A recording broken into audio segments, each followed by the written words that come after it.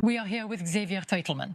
Thank you for joining us, former military aviator and aeronautical specialist at Air and Cosmos.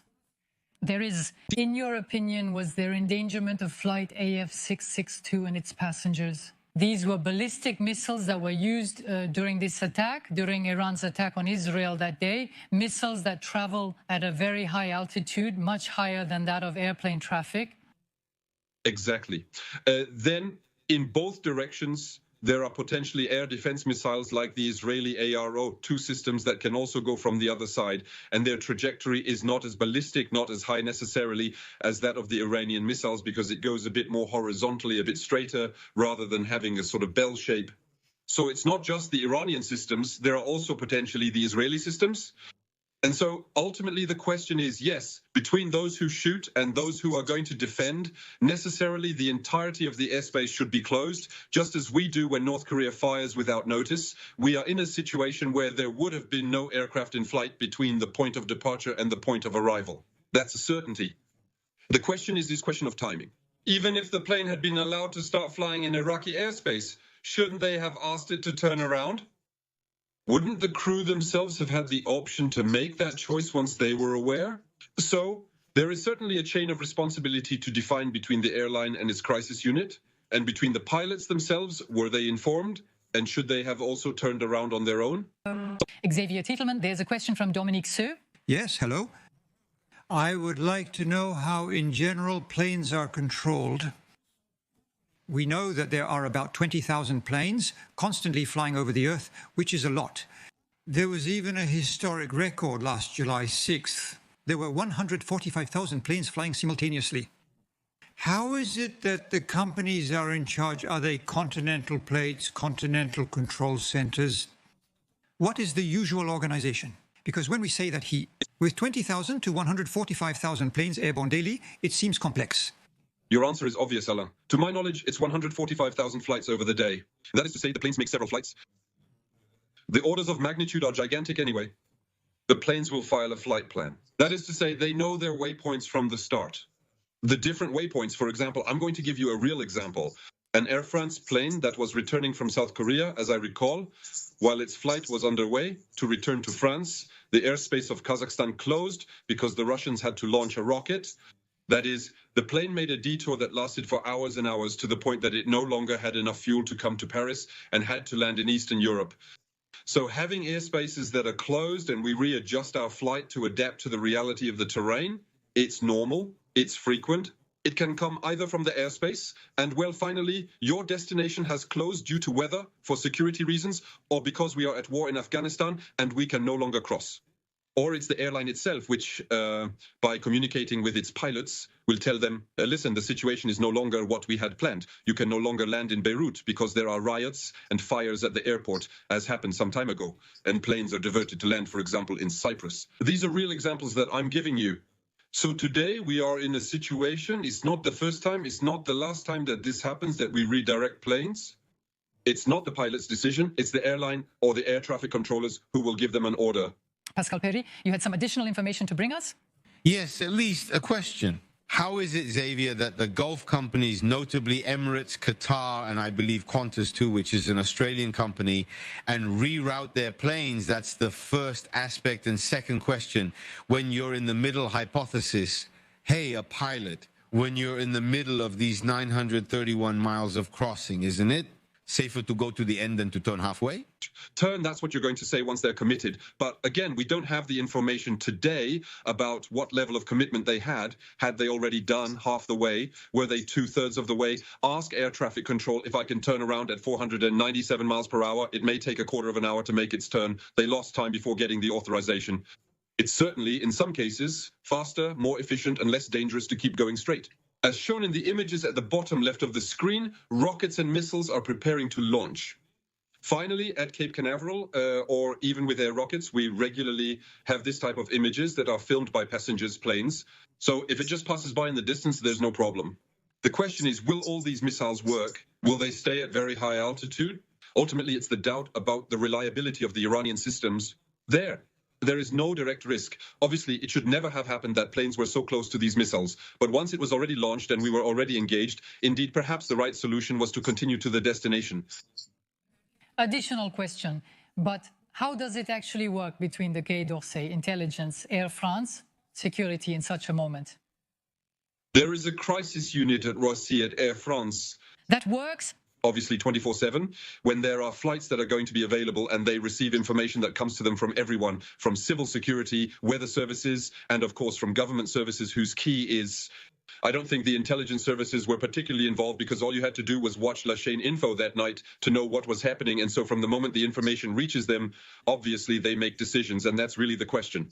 There are some Air France flights, and not just Qatar and the Gulf companies, they turned around. So we know that Air France had the information. And this plane that crossed, I am almost sure that it was already engaged. And that's why they didn't tell him to turn around. He had to know the situation. He had to estimate that it was safer to continue rather than to turn around. And indeed, fortunately for everyone, this plane arrived at the right destination. But the question will be, where was this plane when they made the decision to let it cross? And we don't have the information today on what the pilots knew, what order they received, or where they were when it happened. Confirmation from Pascal Perry. Indeed, the plane was well engaged. Elisabeth Martichoux. I just had a word of atmosphere to say. There are always conversations between the cockpit and the ground observation sites. The flights are tracked. What I'm told is that the conversation between the pilots and ground control was very particular. This is an uncommon conversation. In other words, they wished them well and felt the path was somewhat shaky, but they weren't bothered by the ground if they desired to continue. It's the Iraqis who said good luck to the French pilots. And he felt that there was still a bit of tension and risks. He wasn't sending them into the lion's den, but... Elisabeth Martichoux, it's still quite frightening. I recall, how many people were on board? 2 questions, if possible. First, is it the security service or air traffic control that is ultimately responsible for the choice that was made, possibly indeed, to let it continue in the risk zone? And second question, if I understood correctly, understood the risk, the possible point of impact, it was not at the time of circulation, but when the missile could, in its progression in the sky, hit an airplane. Otherwise, he doesn't. No risk of collision between the missile and the Air France plane. You had said so much. Yes, the planes would have had to pass almost vertically over the launch site of these missiles for there to be a real risk to the aircraft itself. But anyway, generally speaking, for example, in the Navy, we do what is called area whitening. As a precaution against potential debris from an Ariane 5 rocket explosion, massive areas of the Atlantic Ocean near French Guiana's coast will be closed off. So yes, if these missiles work and we don't pass directly overhead, these missiles will go so high that there is no risk to the aircraft itself. But in principle, these areas must be closed. And again, the Iraqi air traffic controllers who speak to the pilots, yes, they could have ordered to turn around. Yes, the Quai d'Orsay could have asked to turn around since we are in French space when we are on board an Air France plane. Yes, the pilots themselves could have turned around. So ultimately, the chain of decision and responsibility will be much more difficult to estimate if the pilots, if the Iraqi air controls to nothing, had made the decision to say, well, no, you turn around because it's too dangerous ahead. They didn't do it. So did they realize that the plane was already engaged, that it was already halfway, and that either he gave the order to land immediately in Iraq, which was not necessarily safer, or he said, go, good luck, cross, we trust you. Maybe that's it too. Yes, they were aware that there were missiles flying, but it wasn't necessarily them who had a good decision to make them turn around. Maybe continuing this journey was the best decision, the safest at that time of the flight. Tytelman, you have many questions. This topic is really fascinating, but it is still quite strong.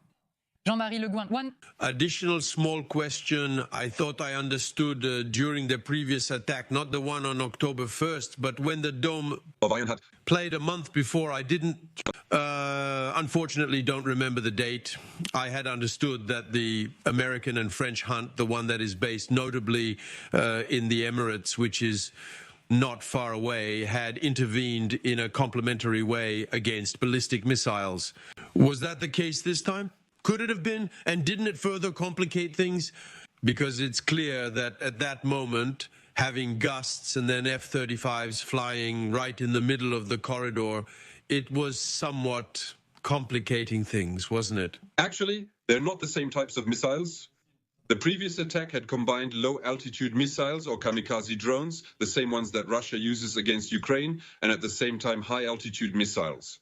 And it was the low-altitude missiles, which are not ballistic missiles, that were intercepted by fighter jets. And yes, in that context, in the attack of April, there we would have really had fighter jets launching missiles at the height of airliners that would have passed through the area, which was not the case here. All the missiles were very high-altitude missiles, so the fighter jets had no interest in this context. There. See, It's only air defense systems. the Iranians do not had us, not necessarily warned us of what they were going to do. So, Time flies, gentlemen. please. A remark from Dominique Serplateau. I have one last question on this topic for you. It's an opportunity to recall a context element, that geopolitics has an influence on air traffic. Air France has not flown over Russia since February 22nd, 2022. And it has consequences, including commercial ones, since Chinese companies, I often talk about control Xavier, Chinese companies have gained a market share in traffic between Europe and China, while Air France is forced to Do the round. We are complimentary for this last question on the subject. The global sky situation is complex, especially near the Middle East, but it's important not to overlook other regions. By the way, I believe you are in Ukraine yourself at the moment, Xavier Tytelman. Is that right? Yes, that's right. So you know very well what is also the issues of overflight related to the Ukrainian war, Ukraine-Russia. It's getting more and more complicated to cross this planet. An increasing number of areas are becoming entirely off limits or pose significant risks. When wars break out or countries like North Korea launch missiles without warning, even for tests, they no longer provide notice. And a few years ago, we had a North Korean missile that passed a few tens of kilometers from a plane. Bad luck, once again, it was an Air France plane that happened to be in the area towards South Korea. There are growing difficulties. Now, fortunately, we still have interesting notices, and we have good communication from security services, armies, radar systems that allow us to have information almost in real time. To be clear, when there is a risk, the airspace is closed. But today, if we can no longer cross either Ukraine, Russia, or all the areas that go between Iran and Israel, we will have to go through the south of Saudi Arabia to get to China or Singapore. It will indeed significantly detour. We will revisit this information carried and revealed by Pascal Perry in this show, especially with the column by Xavier de Giacomoni.